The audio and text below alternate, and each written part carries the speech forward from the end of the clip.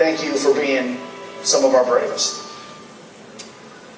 We are honored to have Major General Mark Graham and his wife Carol Graham here with us today on their mission to prevent suicide. It is an incredible program that they deliver every time that we've had them, and I know the Marines here will give them a real Marine welcome.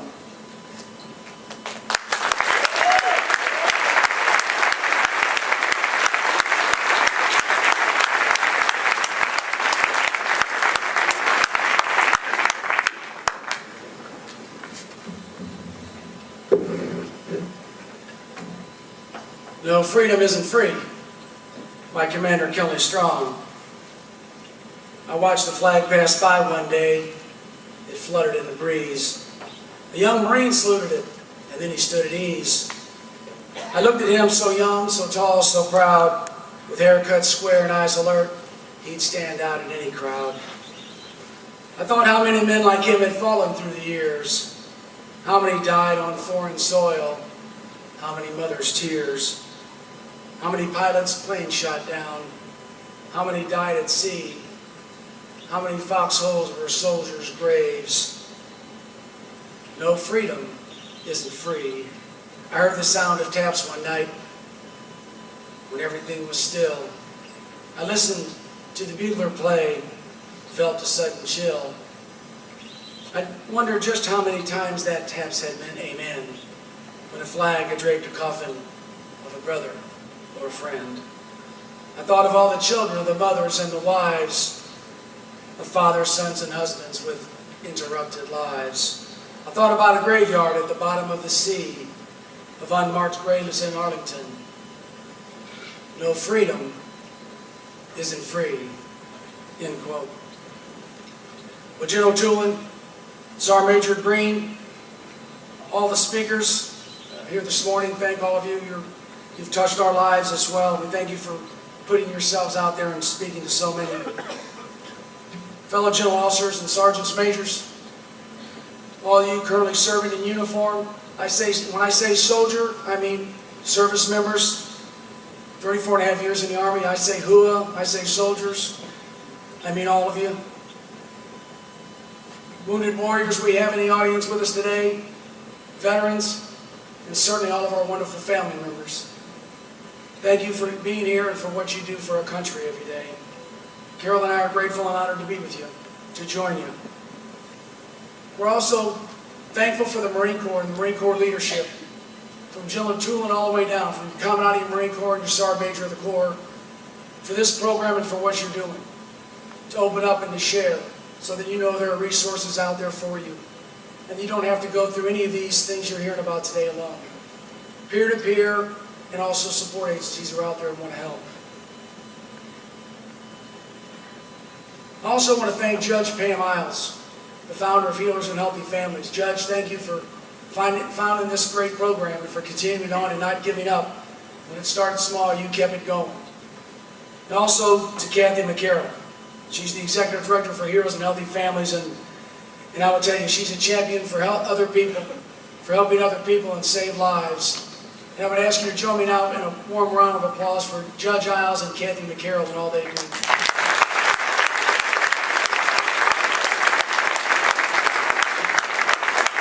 Thanks also to their volunteers and their whole entire team. Pam, you two back on the video there.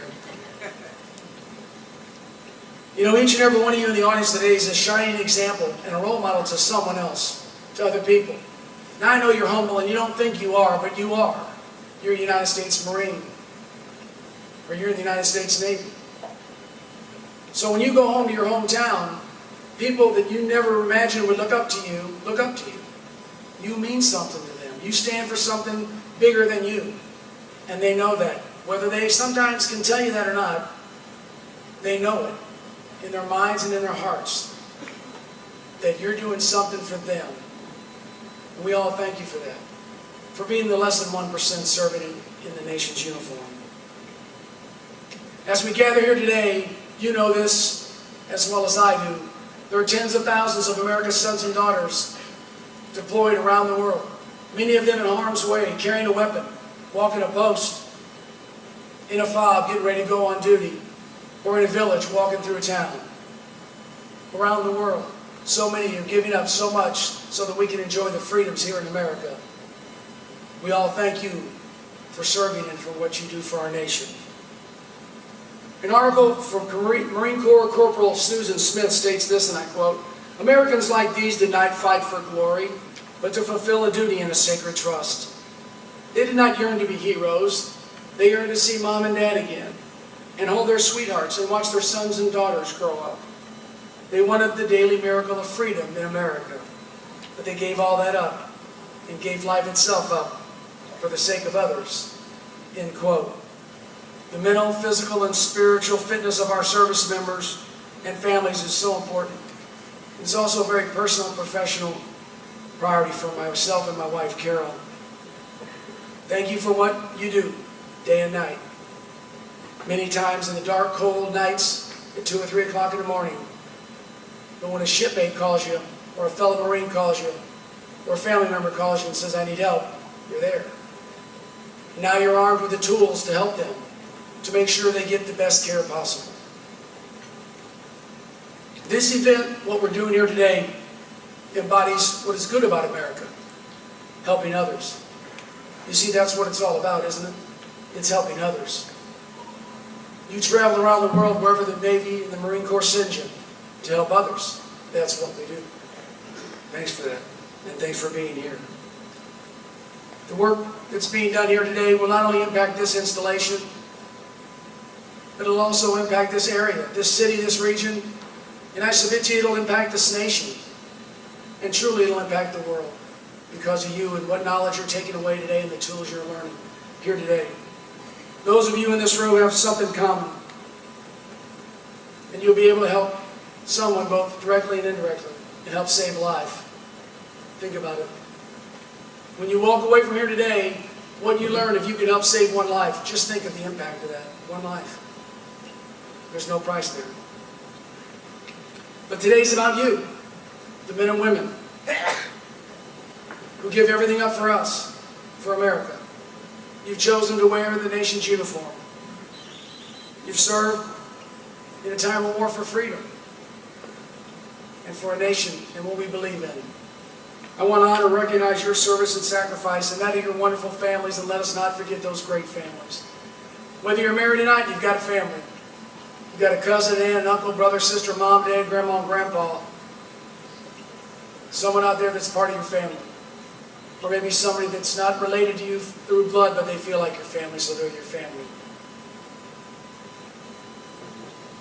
My name's Mark Graham, and I'll always be an American soldier forever.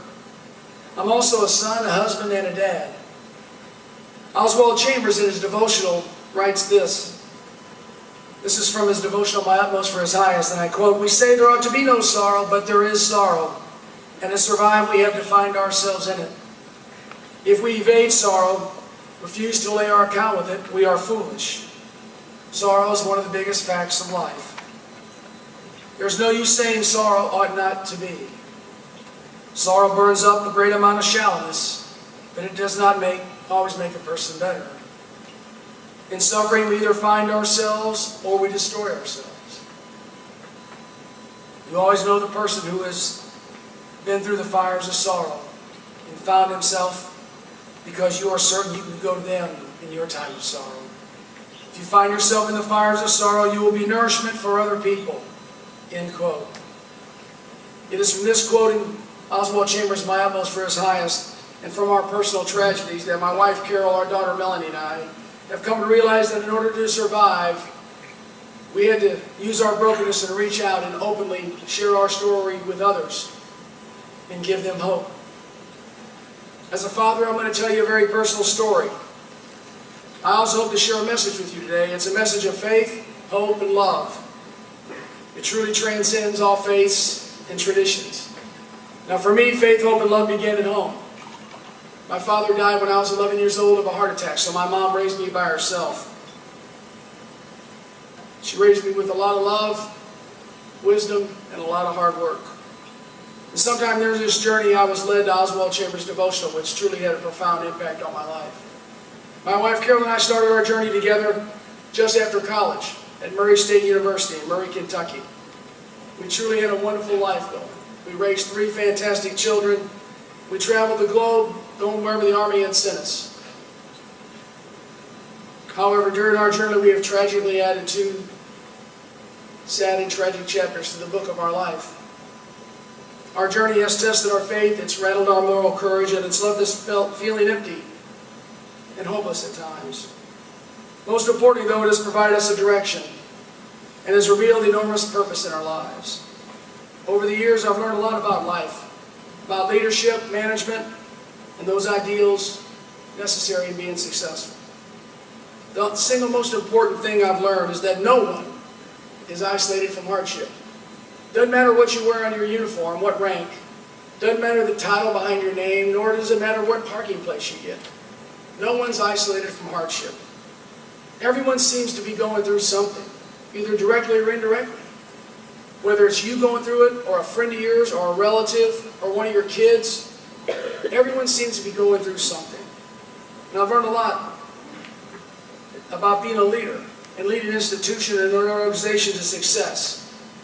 That in order to do so, you must focus on the needs of others and not the needs of yourself. That's what it's all about to be a leader. I know you know that, but you're living it. I've learned that leaders can have compassion. Leaders can be passionate. They can be emotional. Sure, leaders can be tough too. But most importantly, leaders are human and just as vulnerable as anyone else. Never could my parents, my wife, my profession, or my friends have prepared me for what has happened in the last 8 years of my life. For those of you unfamiliar with our journey, and I know you've just seen the videos and heard, I'll tell you by beginning that my wife Carol and I have lost our 2 only sons. Just 8 months before our oldest son Jeff was killed on a foot patrol in Iraq to an IED, we lost our youngest son Kevin to suicide. Our sons died fighting different battles. The devastating realization we had lost one son was the heaviest burden imaginable at the time. But to lose both of our sons was beyond comprehension. You know, we thought we had one of those Walt Disney kind of families, and some of you are too young to know much about Walt Disney. But there was always real light-hearted music in the background, everything was happening. There was always a good ending at the end of the story. We thought we had one of those families, 3 kids, doing great, growing up. All 3 kids were going to college at the University of Kentucky. All students living in the same apartment off campus. Can you believe that? 3 kids in the same family, living together in the same apartment? Hard to believe. They were that close. They were a military family, and they clung on to each other. But with one phone call, the world and our life as we knew it had changed forever. We would never be the same. Even after 8 years, many mornings I still wake up thinking this is all a bad dream or someone else's story. But this can't be our story. This can't be ours. Our children have been our whole world. So in order to keep on living, we had to find a healthy way to channel our grief. And today we live one day at a time. We truly do live one day at a time. On June the 21st, 2003, we lost our son Kevin to suicide. Suicide. Kevin was a senior Army ROTC cadet, studying to be a doctor. Wanted to be an Army doctor. Kevin was a scholarship student. He was battling depression and stopped taking his medication because he did not want the Army to know of his illness. When Kevin died, Carol and I were stationed in Korea, and we blamed ourselves for not recognizing the serious warning signs that Kevin's depression was a true medical illness and not just a sad feeling. For years, we talked to our children about alcohol, drugs, sex, and even strangers. Just about anything we knew that would keep them safe and healthy. But our ignorance in thinking that all it took to fight clinical depression was a prayer, a proper diet, exercise, and a good night's sleep kept us from getting Kevin the best medical care he needed. Following Kevin's death, we primarily focused on raising awareness for the dangers of untreated depression and had begun setting up suicide prevention programs on college campuses. We knew that somehow something good had to come from Kevin's death. Carol and I made that our primary mission as our daughter Melanie tried desperately to continue her studies at the University of Kentucky, while our son, now a second lieutenant and armor officer, was preparing to go to Fort Riley, Kansas to train for an upcoming deployment to Iraq. I can remember so clearly on the morning of February 19th, 2004. About 5:30 in the morning, I was shaving and Carol came into the bathroom. She had a real serious look on her face, and Carol said, "I was just on the internet reading and 2 soldiers were killed in Chaldea. Isn't that near Fallujah where Jeff is?" I said, "Yeah, Chaldea's right by Fallujah." "Why?" "Well, 2 soldiers were killed there. Do you think if one of them was Jeffrey, we'd know by now?" And I said, "Carol, no, I don't think we would know yet. But never in a million years, never in a million years could I think it would be our other son. It couldn't be. This could not be true. Not again." As you can imagine, in the midst of unspeakable grief, we were overwhelmed once again. With the outpouring of love and support from our family, to include our military family, friends, and hundreds of people we didn't even know, has been the reason we've been able to keep on going.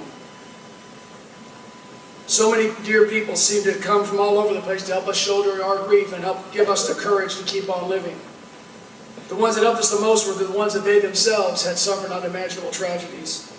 Because our hearts were completely broken and our stories so unbelievable, they then were able to come to us and share with us their stories and their deepest losses and their pain. We were astounded by the horrible things so many people had been holding in their hearts for years. There were many with stories just as unimaginable as ours. We flew back to Fort Sill, Oklahoma after Jeffrey's death, very fragile and broken. As a senior officer in the Army, I honestly did not know if I could continue to keep on serving. We left our daughter Melanie once again at the University of Kentucky, and no matter how hard we tried to get her to come to Oklahoma with us, she just looked at me and said, "Dad, I can't go out there. You and Mom just make me too sad." So Carol and I flew back to Fort Sill on March the 10th. And that night, as we walked back into our government quarters, Carol and I both were grieving so deeply, I truly did not think I could continue to serve in the Army. That night we barely slept, and by morning I was positive it was time to submit my retirement paperwork. As Carol and I sat down at the kitchen table for our first cup of coffee, she began to read the daily devotional for March the 11th. The expression on her face completely startled me, and I watched as tears flowed down her face. I'll never forget the way she choked back the tears as she began to read me the daily devotional for March the 11th, from Streams in the Desert by L.B. Cowan, and I quote, "Yesterday you experienced a great sorrow, and now your home seems empty. Your impulse is to give up amid your dashed hopes.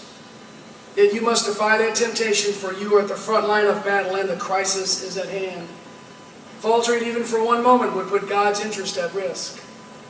Other lives will be harmed by your hesitation, and His work will suffer if you simply fold your hands. You must not linger at this point even to indulge your grief." A famous general once related this sorrowful story from his own wartime experience. His son was the lieutenant of an artillery platoon, and an assault was in progress. As the father led his division in the charge, pressing across the battlefield, suddenly his eye caught sight of a dead artillery officer lying right before his feet.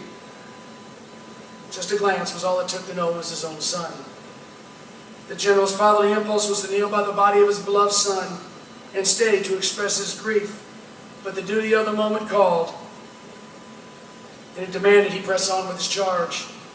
So after kissing his dead son, he hurried away, leading his command in the battle. Weeping inconsolably forever beside a grave will never bring back the treasure of a lost one. Sorrow causes deep scars and indelibly writes its story on the suffering heart. We never completely recover from our greatest griefs and are never quite the same after having passed through them. Yet sorrow that is endured in the right spirit impacts our growth favorably and brings us a greater sense of compassion for others. Sitting down and continuously brooding over our sorrows deepens the darkness surrounding us, allowing it to creep into our hearts, and soon our strength has changed to weakness. But if we turn from the gloom and remain faithful, the light will shine again and we will grow stronger, end quote. Needless to say, that quote and those words on that day seemed like a sign that there was still a mission for us, and our mission was to continue to serve service members and their families. Even though Carol and I made this commitment, I have to tell you, it's not that easy. I made speeches as soldiers deployed and redeployed to combat. We celebrated at welcome home ceremonies and watched families as they reunited after long separations from war. Our friends' children had birthdays, graduated, got married, and had babies, which left us wondering how the world could even keep spinning without Jeff and Kevin in it. At church, we tried desperately to hold back the tears as other people's prayers seemingly were answered. But why not our prayers? Carol continued to join every support group she could find, and I fiercely guarded the evenings where I could be home alone with my grief. But as we continued to take one step at a time and move forward, other events happened as well. More of our service members were killed in Iraq and Afghanistan. Others died in car accidents, motorcycle accidents, and yes, by suicide. And it occurred to us that maybe this was the reason we were meant to continue to serve. We personally knew the pain these families were going through, and we could connect to them in a way we never could have before. As we tried to comfort the broken hearts of the people God put in our paths, an amazing phenomenon has occurred. We received more healing in our spirits than we've given. They seemed to help us more than we were helping them. And gradually, little by little, we could see ourselves growing stronger and began to even smile and laugh a bit again. We continued to share our stories about Jeff and Kevin as they gave us more joy in their short lives than so many people get in a whole lifetime. The more we talked about them and shared our stories and their memories, the more we realized they really weren't gone at all. They were with us wherever we went. And we've begun the first stages of healing. And I was this time preparing to retire. I prepared resumes and getting ready to finish on my last year in the Army, and I felt honored to be retiring as an Army colonel. On September 22nd, 2004, I was attending a conference in Fort Benning, Georgia. Now, I'd never been to Fort Benning, Georgia before because I'm a leg. So not being airborne, I'd never been there. But our son Kevin had gone to airborne school the summer before he died. So I wanted to go to that conference, and I told my boss I'd be glad to go to the conference. So I went to the conference, and while I was there, I wanted to walk the ground Kevin had walked and go to the barracks where he'd stayed and go over and see the jump tower where Kevin had jumped and learn to be an airborne soldier. You see, September 22nd also happened to be our son Jeffrey's birthday. And since Kevin received his jump wings in that very place, it just seemed like my boys were real close to me that day. My cell phone rang with me, my two-star boss. Now, I'd been in the Army long enough to know that I probably ought to take that call. The first words out of his mouth were, "Congratulations, Mark. You're on the list for Brigadier General." Now, one time since we lost our boys, I had ever felt closer to them. It just seemed like they were standing with me in formation, one on my left and one on my right. Something I'd always thought about doing, but knew I was never going to get to do it. At least not on earth. At that very moment, at that exact time, I knew that there was still a mission for me to serve in the Army, that I should stay. It seemed like my boys were with me, and we were walking in formation.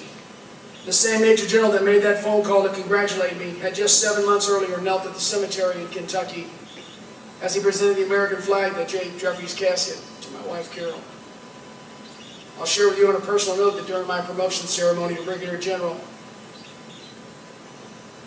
that same general officer leaned over and he had Jeffrey's name engraved under one of my stars and Kevin's name engraved under the other, one for each lapel. And as he leaned over and pinned those stars on me, he said, "Mark, your boys will always be with you wherever you go." It's hard for me to express that moment in my life, but not having my boys there, but knowing they're with me. I symbolically wear those stars on my uniform everywhere I go. And I know my boys are with me. I also wear a military bracelet with our son Jeff and Kevin's name engraved on it. And I've seen many of you with those bracelets too. You've lost a friend, a battle buddy, a companion, a brother, a sister, a mom or a dad, a child. And those bracelets mean so much to you. I never take it off except to go through airport security. We've had butterflies, ladybugs, and rainbows up here at amazing times. And only those of you who have lost a loved one know and understand the significance of these unexplainable coincidences. We kept our son Kevin's car, his 1989 Honda Accord, for a long time. And every time it seemed like I turned the key in that car, a certain song would come on that would remind me of Jeff and Kevin. To us, and mostly many of you in the room, we believe that these signs are not coincidences. Friends had quilts made from Jeffrey's blue jeans, t-shirts, and uniforms. We're so grateful to so many people who have helped us channel our grief in positive ways. We've experienced the highest highs and the lowest lows, but through it all, we've clung to our faith and to each other, and we've become more determined in life's journey. We hold on to Jeff's fiancée Stacy and Kevin's girlfriend Heather as if they are our daughters-in-law. We value each and every relationship, and we take nothing for granted. Nothing for granted. There will always be a hole and a void in my heart. Now, some people may interpret this as a weakness, but my boys will never be a weakness. They will always be my strength. In the last 9 years, we've experienced so many wonderful moments and met the dearest, kindest people. But we'd get every bit of that up in a second. Just to have our boys back, if only for a moment, to hug them one more time and to tell them we loved them. But because we did not get a vote in the plan, everything we do is in the memory of our sons. When we visit wounded warriors, we know that each and every one of them could have been our son Jeffrey. Gunny, we're so glad you're here. If our son would have survived that IED attack, he would have had post-traumatic stress. He would have had TBI. He would have been burnt, and he'd have been an amputee. There's no question about it. So when we go around and visit them, we talk to them, and to us, every one of us, our son Jeff, had he survived that attack, we know. We visit a lot of them. I believe that God merges paths during one's life's journey, and I'll have to share a quick story with you. We were stationed at Fort Sam Houston, Texas as part of Army North. Brooke Army Medical Center's there, and Carol's sister called on a Friday evening and said, hey, there was just a story on the news about a Paducah, Kentucky soldier that was wounded in Iraq and lost his leg. Because you go by and visit him, they said he's in some hospital in Texas. Texas is a pretty big place. Brooke Army Medical Center is too. We said, sure, we'll try to find him. 2 days later, that very Sunday, we were attending the chapel service at the hospital. And during the service, they always stand up and heavy greet each other.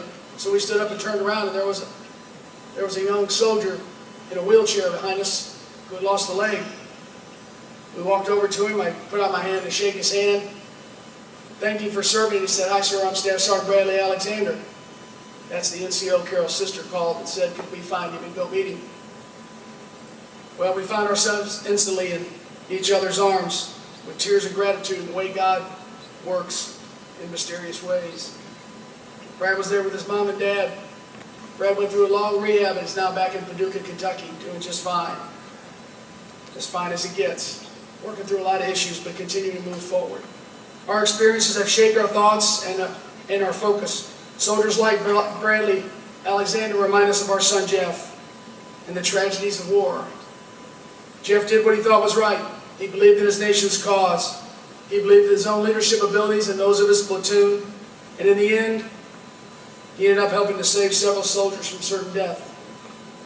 We've pledged to use our son's Kevin's death to raise awareness to the dangers of untreated depression, post-traumatic stress disorder, and traumatic brain injury, and other mental health issues and illnesses. We are compelled to speak out for all the Kevins in the world who have no voice. 8 years ago, somebody had told us we could survive the death of one of our kids. I would not have believed it. For us, it was like the Twin Towers of the World Trade Center coming down. If one of those towers had fallen, it's unbelievable to think. Both those towers came tumbling down still. It's hard to believe even today. Now, when you get promoted to general, you get an aide de camp. And I was interviewing lieutenants to be my aide de camp. Out of all the lieutenants at Fort Sill, Oklahoma, Lieutenant Joe Quinn stood out to be the best one, to be my aide. Very professional, polite, intelligent young West Point officer. But I chose Joe because of his dedicated military service. He had served in and around Fallujah doing the same missions our son Jeff had done. And I wanted an aide that understood the sacrifices that so many were making for our country.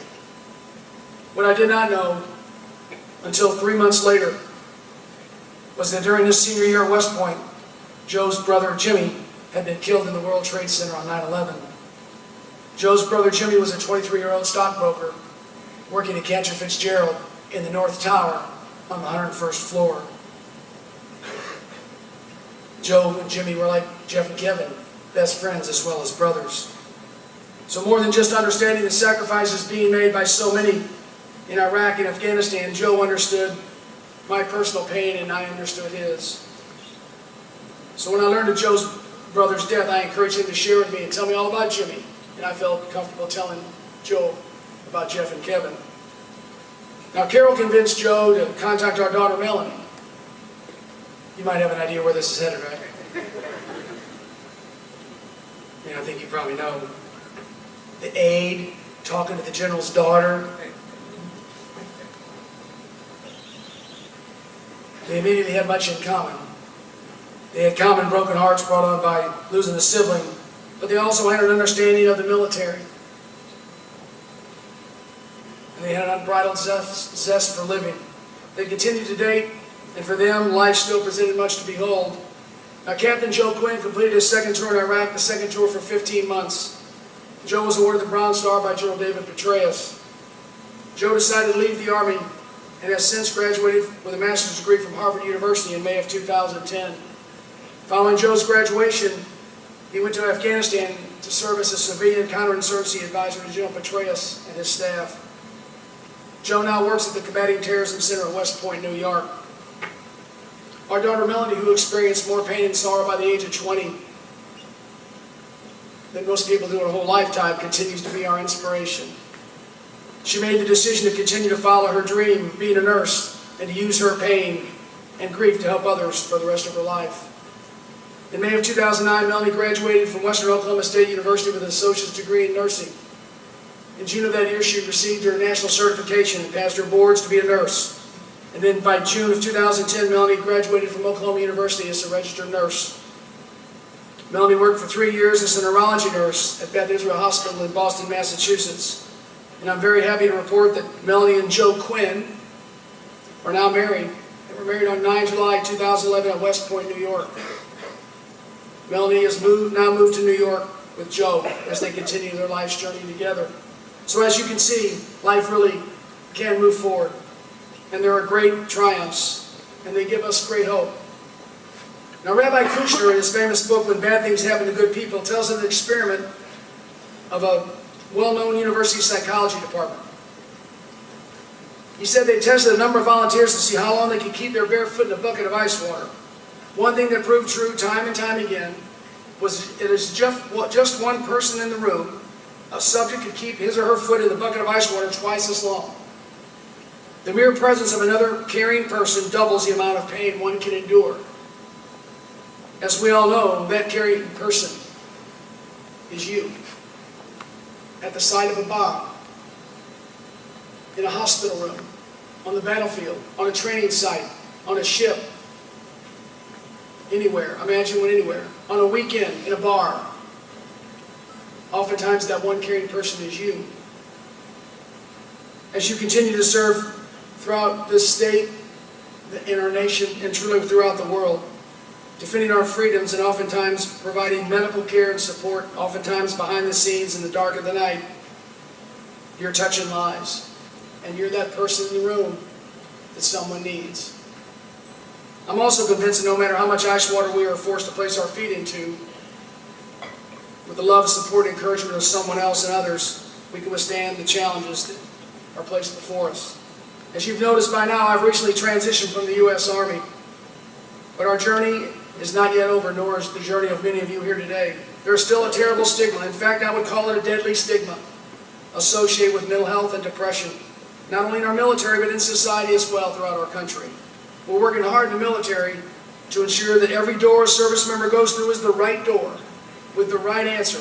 You heard the Sergeant Major talk about it this morning for sure. Going through the right door. Whether you're the person going through the door or the person on the other side of the door, it's got to be the right door with the right answer. And that answer is to get help. Our military is different from the past. There has to be a new school of thought in town on how we treat and care for soldiers, sailors, Air Marine, and Coast Guardsmen. Whether currently serving our great veterans as they reintegrate into civilian communities. You know, I recall a simple story about when I was a lieutenant. We used to run PT in combat boots. Now, the Army decided we were going to change and start running PT in running shoes. Back then we called them tennis shoes. Well, there were a lot of people that thought, nah, you're just getting soft. You know, Army guys, you're getting soft. Many in the Army even thought, yeah, you young people, we're wimps now. We're just a bunch of chickens. You know, we can't run. We got to wear tennis shoes.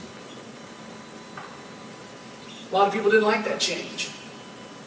Well, right now we're in the midst of a cultural change in stigma. We must eliminate the stigma. You're moving forward, you can tell. But you heard Sergeant Major Green this morning. You heard your commander this morning. The leadership here is behind you. The Corps, the Navy, the Army, the Air Force, the Chairman of the Joint Chiefs of Staff, the Secretary of Defense, the Secretary of the Services. They've redoubled the efforts in this area. Because changing the culture is so much harder in this case, in this case it's life and death. Before it was just sore feet and blisters. This is life and death change. We must change the culture in our military, as hard as it is. You're doing that. Meetings like this and sessions like this today with your leadership involved is making that happen. As hard as it is to turn a ship, and you all know much better than I do, being an Army guy, how hard it is to turn a ship and how sometimes it takes a while to do it. It's going to take time to change, but you are the leaders that can make that change. You are the leaders today and in the future for the Marine Corps and the Navy. You can help make this change. We all need to get on the same school bus. We must make it a sign of strength, not weakness, to come forward and get help. We must spread that word across the country. Commissioned and non-commissioned officers alike need to encourage those struggling with psychological issues. We all need to be a part of the solution and not part of the problem. A young NCO contacted me recently, because people still find me on Facebook and through our website, and he said, "Sir, keep fighting the stigma." He said, recently, "Sir, I was in formation, and the platoon sergeant came out to the formation. He said, 'Okay, anybody here need to go to mental health? It's okay, go ahead and go to mental health. But none of you guys need to go, right? You're good, right? You don't need to go.'" Well, that's stigma. I mean, you can't on one hand say it's okay to go, and on the other hand say, "But you're good, right?" You see, we did this with our own son. We were part of the stigma too, Carol and I. We were talking to our son on the phone from Korea. But in the end, we'd say, "But you're doing better, right, Kevin? You're doing better now, okay, right?" We've come a long way in 9 years. There is help. Know the warning signs. No one wants their squad or their platoon or their company or their battalion or brigade or anything to look weak. So we've got to eliminate the stigma. We've got to know from top to bottom, left to right, it's okay to get help. We need you to get help. You see, stigma is superior to subordinate, subordinate to superior, and peer to peer. Superior to subordinate, subordinate to superior, and peer to peer. We've got to eliminate the stigma at all levels, not just one of the levels. You see, stigma is also brought home and impacts families. I call it secondhand PTS, post-traumatic stress.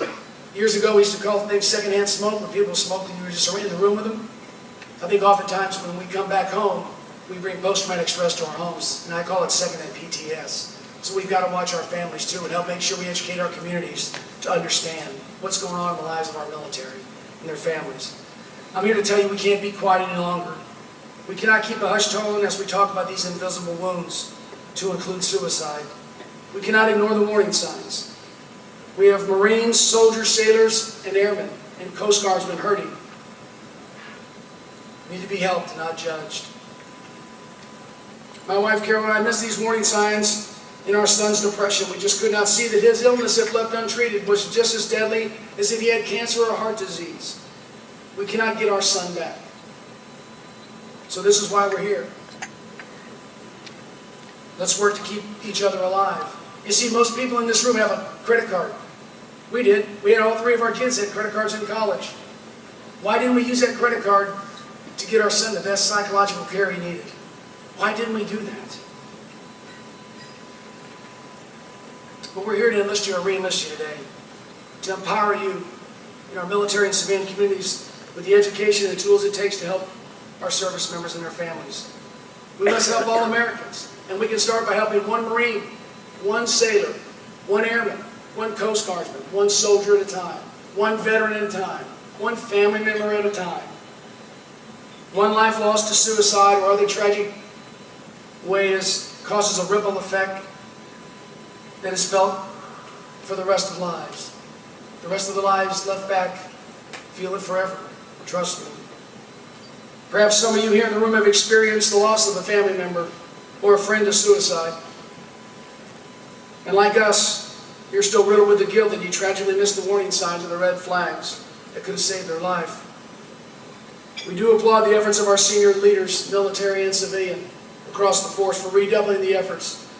We must all work together, all agencies, government and non-government.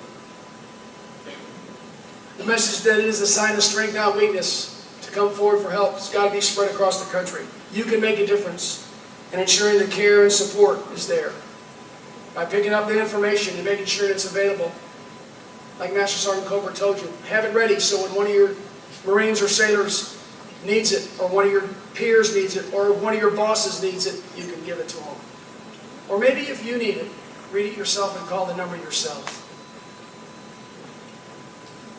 The loss of anyone who has served our nation is a tragedy, regardless of the reason. I now ask you to join me in a moment of silence for all those great sons and daughters of America that have lost their lives serving our nation.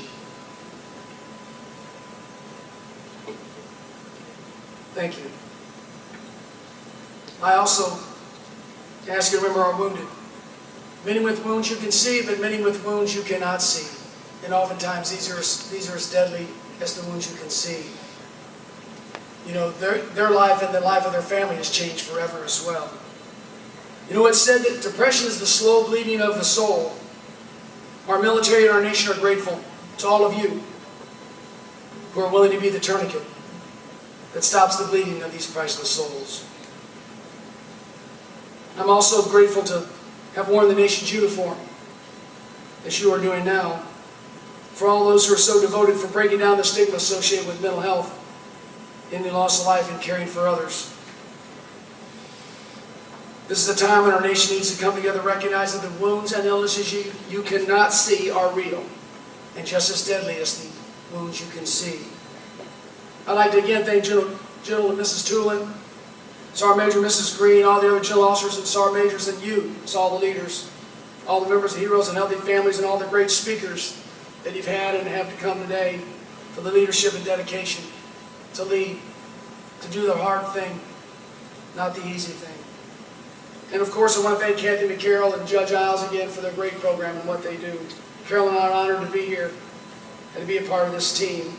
I thank you for your commitment and for what you do. And I close as I always close, by saying the simple words placed on a cloth banner at the gravesite when we buried our second son right next to his brother. In magic marker, someone had written on this little cloth banner, and it said, "Land of the free, because of the brave." You and your comrades are the brave. Thank you for bringing the brave. God bless you.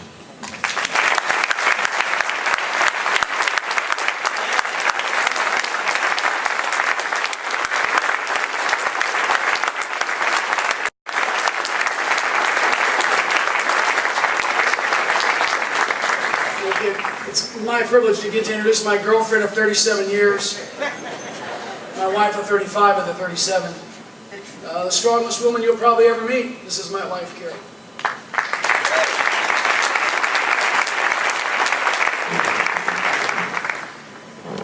I'm so overwhelmed. When I look at it, all of you, obviously you're Jeffrey and Kevin to us, even all you girls, you're an inspiration to us. When you look at the picture of our boys, you'd never know which one died by suicide and which one died trying to save his platoon. They were both awesome, awesome sons. It's not it's a photoshopped picture. I mean, it's two real pictures. The one of Kevin with his wings was taken at airborne school at Fort Benning, Georgia, and it was a snapshot that my mom took. The one of Jeffrey was taken in Iraq, like a week before he died, and a real dear friend put them together. But for us, it just symbolizes the way we think of our boys. And Jeffrey said when he went to Iraq, he said, "Don't worry, Mom, Kevin will be with me." And that's how we see our boys. I want to say this now, and I may say it when I close. Obviously, it's been a really long time since I got to hug our sons. Anybody here that hasn't hugged their mom, their Aunt Carol, their, as somebody else said, could be Blackjack said, could be grandparent, I could be Grandma Carol. You know, I sure would love some hugs at the end after I speak. But I've learned from hugs you know, we share joys and we share sorrows, and so it would be a real honor to hug some of you big, strong guys and gals. I want to say, I mentioned blackjack. I'm holding my 24-hour coin. I have not struggled myself with alcohol, but I've struggled with suicide. After Kevin died, I didn't want to live.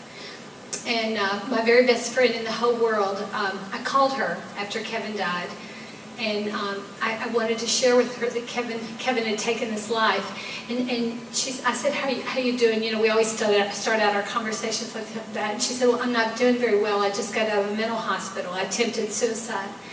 And I had no idea she was going through anything. My precious friend was drinking, and she was struggling with suicide. And what I want to tell you, it's a long story that I don't have near enough time to tell you, is that Blackjack was taking her to AA meetings. And he was getting her to AA meetings, and she was talking to me every morning on the telephone. So through the AA 12-step program, Blackjack was saving Brenda, and Brenda was saving me. So Blackjack, I just want to say that. We've been with him at one other conference, and first time we saw him at one of these, I was a blubbering mess. I could not stop crying because I'd always heard about him, and then I got to meet him here at Heroes and Healthy Families. When I look out at all of you, we do a lot of speaking with college campuses, and just recently there was a thing that came out that said 1 in 10 kids in college has a plan for suicide. So when I look out at all of you, you know, somebody told me after Kevin died, that's really sad, but that's so unspeakable. Well, you know, if it's unspeakable, then we can't do anything about it. But I know that in a room like this, there are some of you that, like me, have struggled with suicide, and you may have this plan that's kind of on a shelf. And somebody said that earlier. We've had so many amazing speakers like Gunny Wilson. I just said Sergeant Galdo, you know, just Alice, everybody. I mean, it's too much, and I'm usually like one of the morning speakers this afternoon is like, I don't know about y'all, but it's like a lot of like, just one of these people to share their story is a lot, but they work so hard to get so many in. But there's a guy that's a national expert on suicide, and Dr. Thomas Joyner, and he wrote a book, and I think I've read it about 10 times, and it's why people die by suicide. Because you know, in the military, in the army, or in any where we're trying to figure out with suicide, and probably lots of you have wrestled with this. It's like you want to have one reason why somebody died by suicide. But Dr. Thomas Joyner says 3 things have to happen before a person takes their life. He says a perceived burdensomeness, where somebody just feels like everybody would be better off without them. A thwarted belongingness, where somehow we feel like we don't fit in. I think Blackjack said that you know, he was going through his life not really feeling like he fit in. And then a desensitization to pain, lethality, and death. And I think all of you, I saw the hands of how many times you've been deployed. So I think we've been surrounded by death. And our son Kevin, the last week of his life, he had not been deployed. He was a college senior. As Mark said, he wanted to be an Army doctor, but he was playing this game, this Xbox game, where he worked his way up, and he became a 4-star general and an astronaut in this game. And our daughter called to tell us, you know, isn't that great? And we've been very worried about Kevin with his depression, but he was not okay. He was spiraling down. But you know, in those little games, you get another little guy, and you start over, and you become somebody else. Well, in real life, it's not like that. I think Pam Isles said alcohol lies to you. I know for sure depression can lie to you. Kevin had called us, that he died June 21st. He called us in August, and he called us in October, the fall before, and he said, Mom, they had this depression screening at the university library, and I went to this little booth, and they had the signs of depression, and he said, they said if I answered the questions right, that I have depression, and they want me to take medication, they want me to take Prozac. Well, I was a little freaked out. This had been our A student. You know, Kevin had always really had it together, but, you know, I was like, okay. I've been a guidance counselor, high school guidance counselor, worried about at-risk kids, not knowing that I had an at-risk kid. But I'm thinking Kevin's going to go in this medicine and that he would like get well, like from strep throat, like with erythromycin or amoxicillin. Kevin was ashamed that he had depression. After Kevin died, we found out on both sides of our family that, like, more people than not had struggled with either a substance abuse problem or with depression. Very sheepishly, our immediate families were getting their medication. A lot of them were on medication. So in our family, there was a genetic predisposition. But Kevin was feeling so alone. He called and he said, Mom, he said, I'm supposed to take this medicine, but really I'm supposed to take a pill the rest of my life to be happy. He was ashamed that he was on the medicine, and he was going to be really healthy, and he ran all the time, and he was working out, but he didn't want to have to take medication. And as we know, when we speak to a lot of crowds, there are people that do. Often you can manage it with really good exercise and all the things that were said with a good night's sleep and good healthy diet. And that's what I used to say to Kevin, just eat broccoli, eat salmon, don't drink beer. All the things are really good things. But Kevin had a serious clinical depression, and then obviously coming off the medication played a role in it. At the very end, Kevin said things to us like, I think guys are just supposed to suck it up. And we never told him to suck it up, but we were just like cheering him up all the time. We were living in Korea, and we'd call and kind of ask Melanie, is Kevin okay? Yeah, Mom, he's okay. And you know how siblings do that. I think Jeffrey and Melanie probably could see changes in Kevin. In hindsight, we saw all kinds of pieces that when we put them together, they were there, but they didn't want us to worry.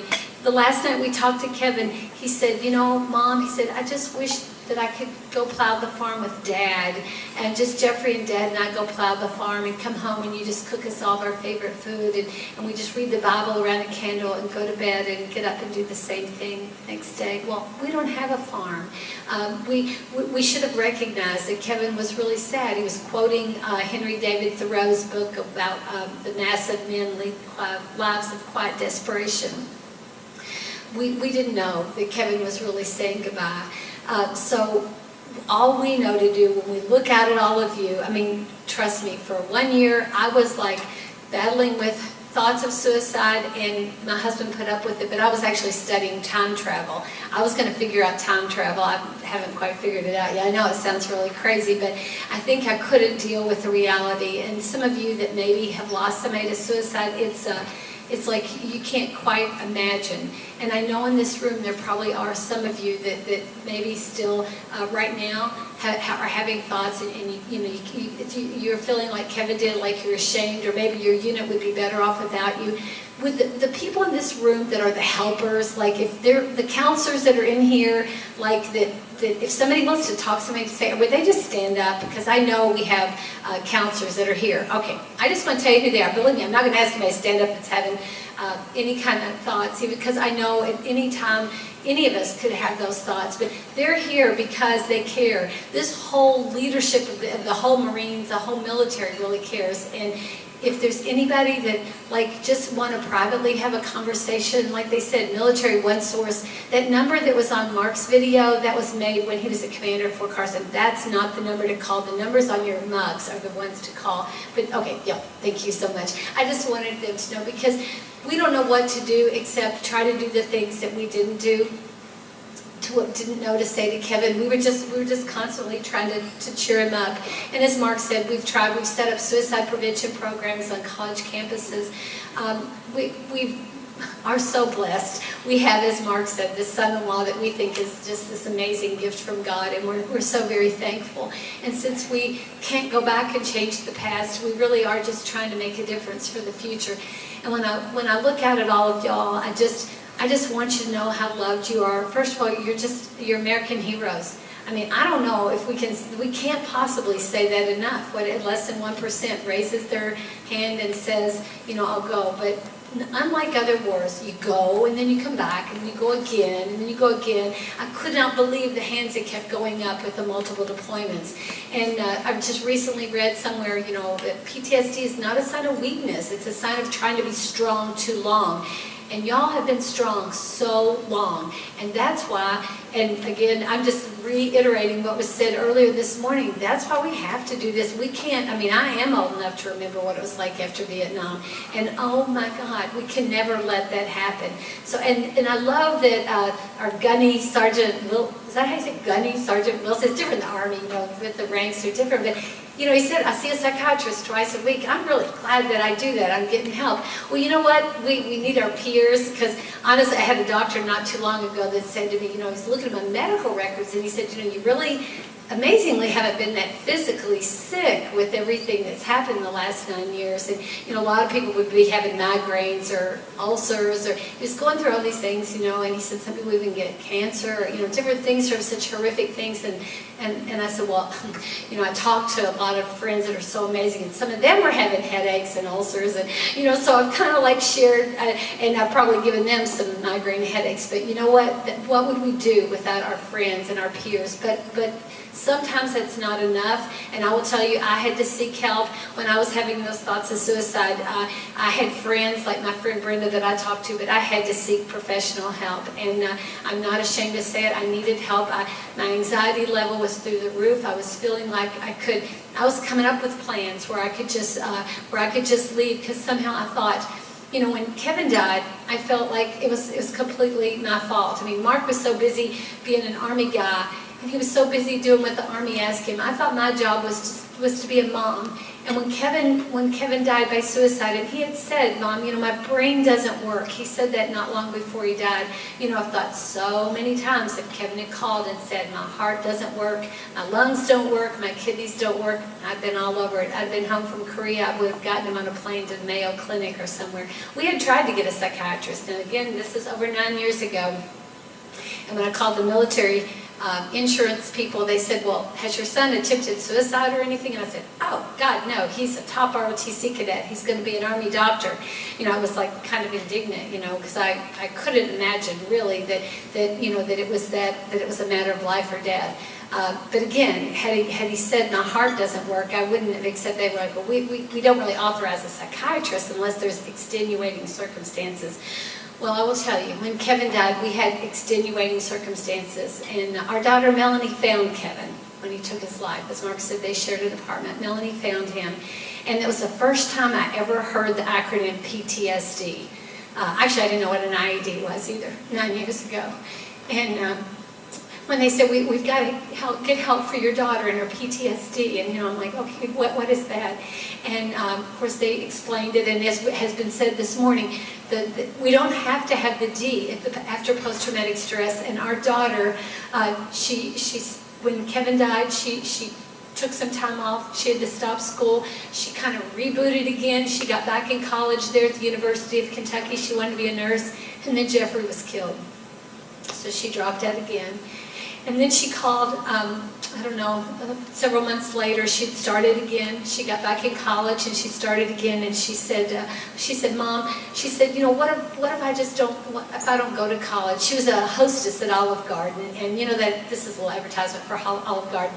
You know that advertisement says, when you're here, your family. Well, let me tell you, the people in Olive Garden were there. They were her family. And Melanie said, you know, the people at Olive Garden, you know, some of them had really broken lives. They'd been through a lot. And she said, you know, some of them, like their dads are in prison and their moms are alcoholics and their brothers are drug addicts. And she said, I don't fit in anymore.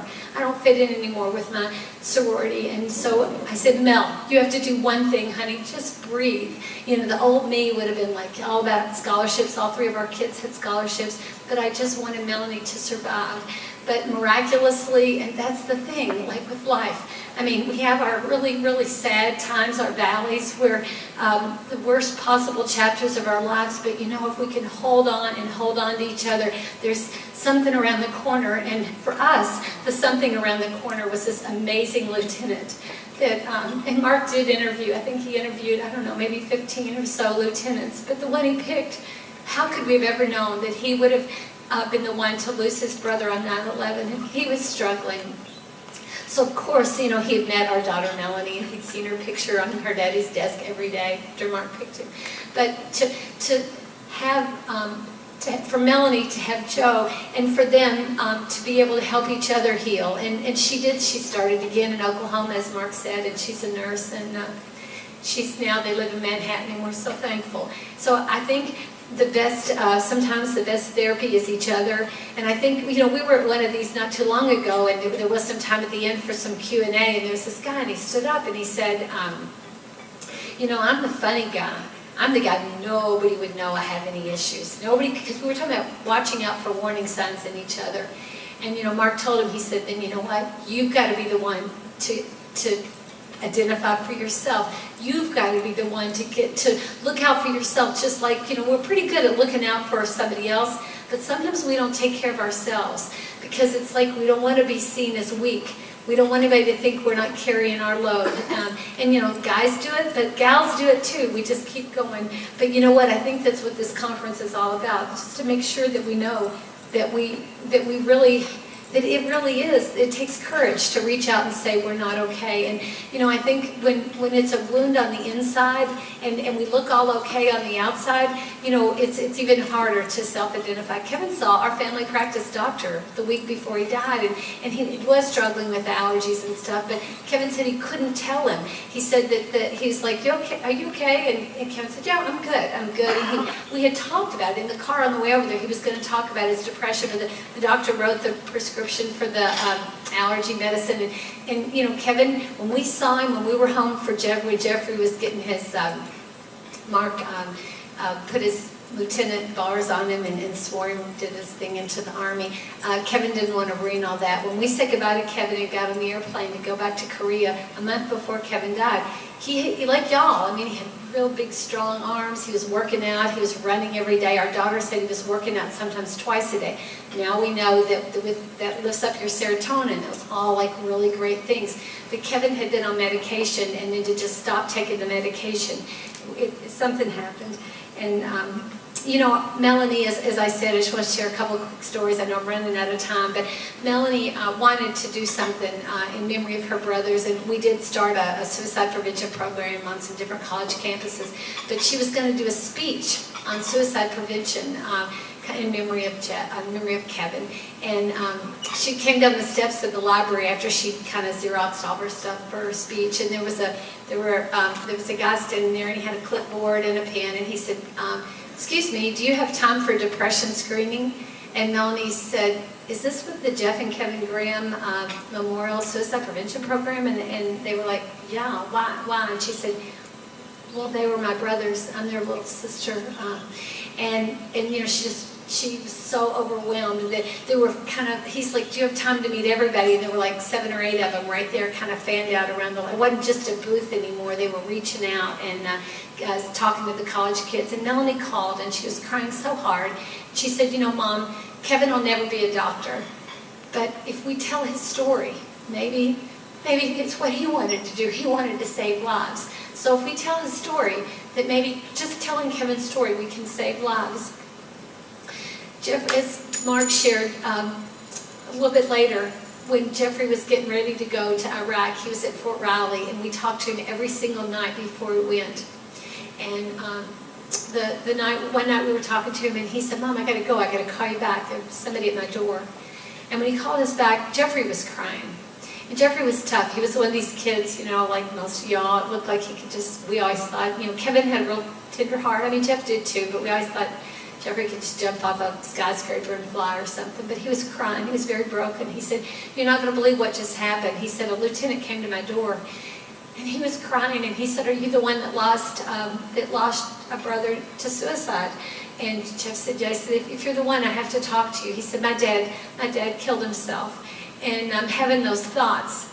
I'm thinking about suicide.